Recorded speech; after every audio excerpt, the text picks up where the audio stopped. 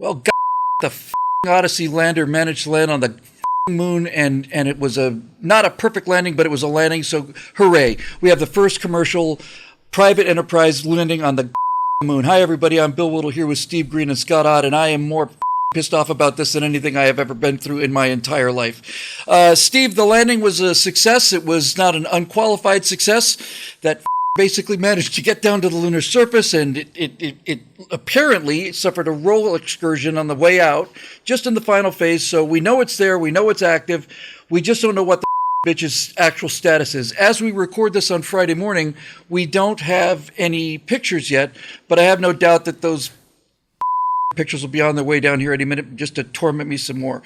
So what do you think about this idea of a private moon landing, and the idea that history was made yesterday, and that the history is not the landing on the moon, it's the fact that we are finally dealing with space as if it actually mattered to us?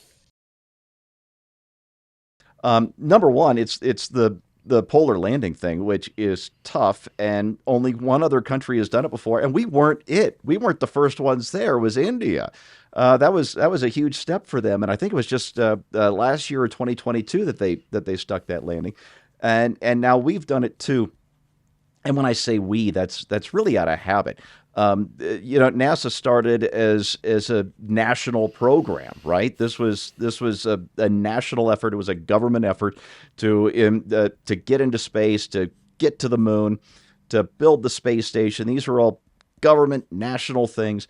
But this is a private company called Ingenuity Solutions. What's the name of the? Intuitive Machines. Intuitive Machines. Thank you. I knew it was some cool sounding 21st century, we're going to space kind of name. And, the progress we're making here in setting up actual human settlement on the moon blows me away, because you look at Apollo 11 and Neil Armstrong, a hotshot pilot, or aviator, I guess I should say, sticking that landing with just seconds left of fuel, and, just doing it old school, right? A guy and his controls and his instruments and his eyeballs and his skills. This thing uses like lasers and stuff to scope out its landing spot. And if I understand the story I was able to briefly read before we started taping this morning, is that it will be able to use this lander will be able to use those same guidance lasers to help other ships land even. That's right. Land right next to it, very close to it. This is a big deal in so many ways, and I lost track of my point, which is this: it was a private company catching a ride on a rocket from a private company. Now, NASA's providing seed money, which is great, and I think this is better than anything NASA's done in the last probably 50 years. Prize money. Let me rephrase that. Aside from our unmanned probes throughout the solar system and beyond, this is maybe the best thing NASA has done in the last 50 years. Is provided this seed money to get companies going, well, how can we do this faster, cheaper, better? I know, pick two. Except, you know what? That was always the joke. Faster, cheaper, better, pick two. Except with the seed money that NASA has been putting out there, we're getting all three. And it's amazing. Yeah.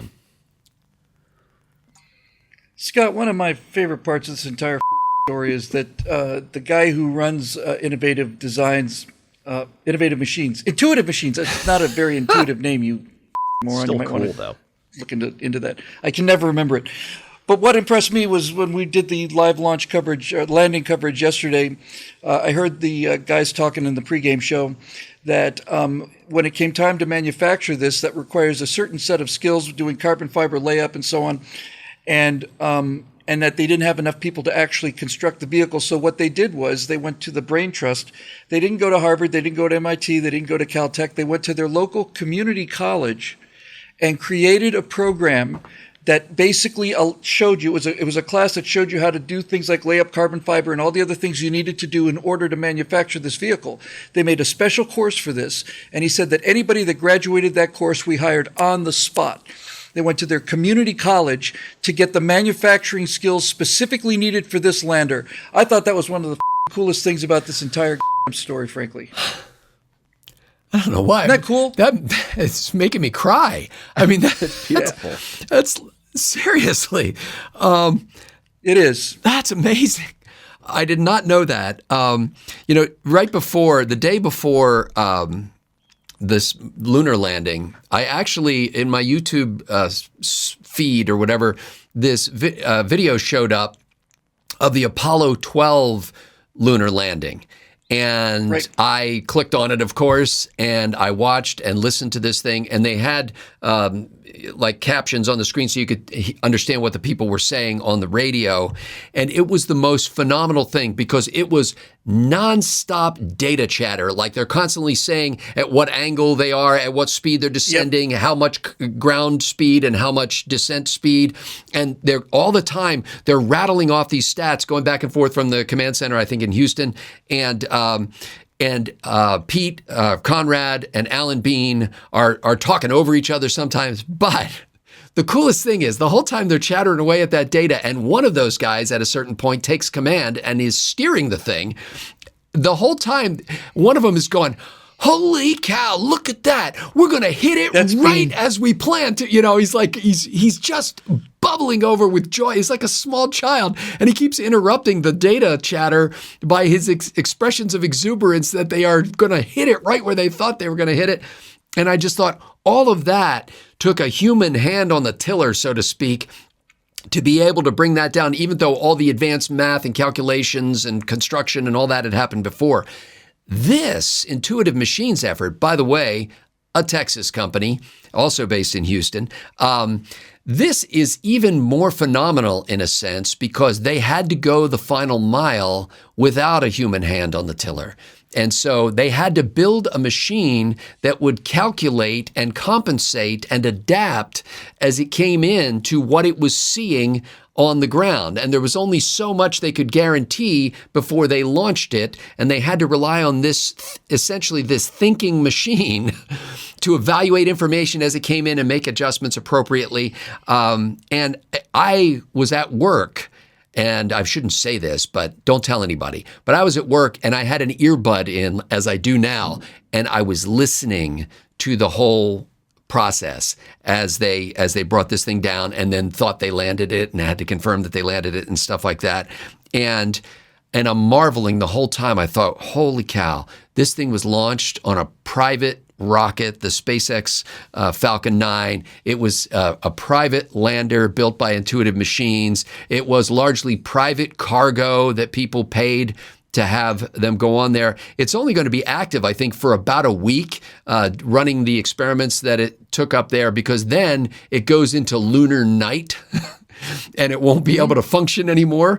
And I thought, all of this, and the only video they had of what was going on was guys sitting around in what looked like a pretty cool office space, but it was just like an office space. It was like there are guys sitting around essentially with the same kind of computers that we're playing with at work, and they are tracking this landing. They're not steering the ship, and it made me think of nothing else but what you do as a parent when you do everything you can to build into your child the resilience and the capability and the guidance that will empower him to live a life successfully in the future. And then all you can do is sit back and track it and hope that he sticks the landing. And it was so exciting to hear when they did. The problem with that entire situation was that these poor guys had worked on it for so long, and they knew that the vehicle was on the moon. They just didn't know how many pieces it was in. And they had to wait for 15 minutes until the computer reset itself and reset the radios before they got any kind of a signal. They still don't have the broadband connection to Earth. And as we're doing this story, it turns out that we don't have pictures yet, but we might by the time we get it up there. So let me tell you why this entire mission makes me so damn furious. In another 6 weeks or so, I'm going to be 65 years old. And whether I like it or not, that's the beginning of the fourth quarter. That's where we are right now. It's like we're at the beginning of the fourth quarter. In the last seconds of the third quarter of the game, we're going into the fourth quarter. And the reason this thing me off so damn much is because my life was interesting and based on this entire thing up until about 10 or 11 minutes into the first quarter.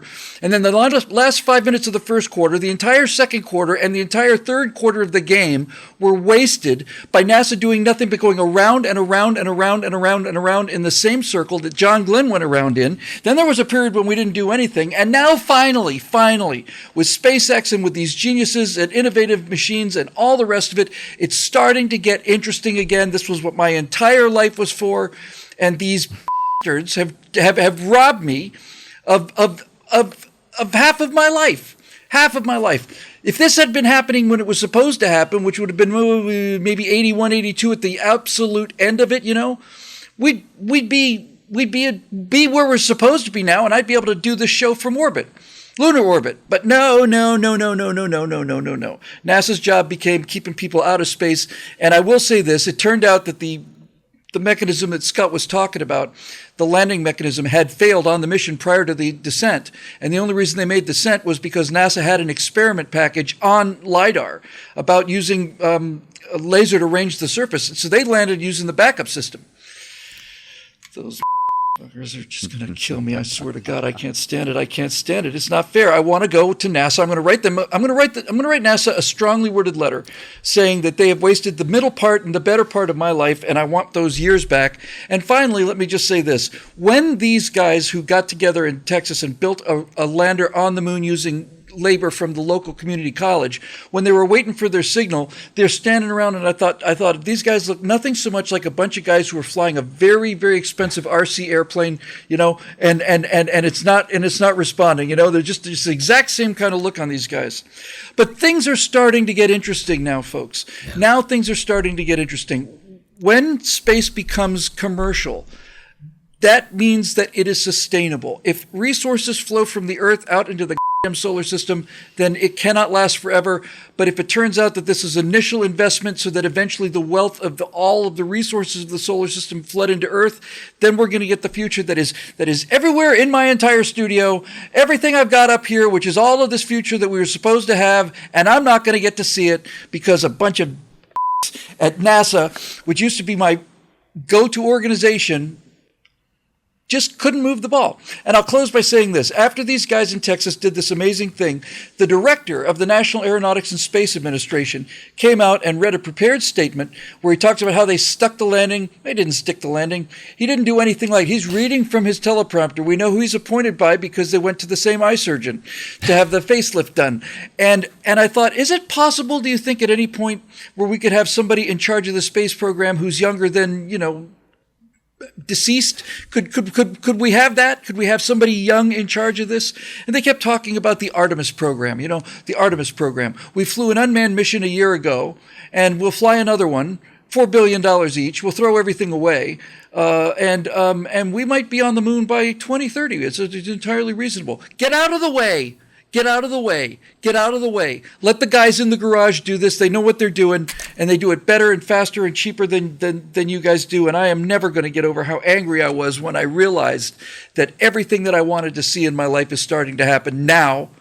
And there's not a damn thing I can do about it, near as I can tell. For Steve Green and Scott Ott, I'm Bill Whittle. Thanks for joining us, and we'll see you on the next episode of Right Angle.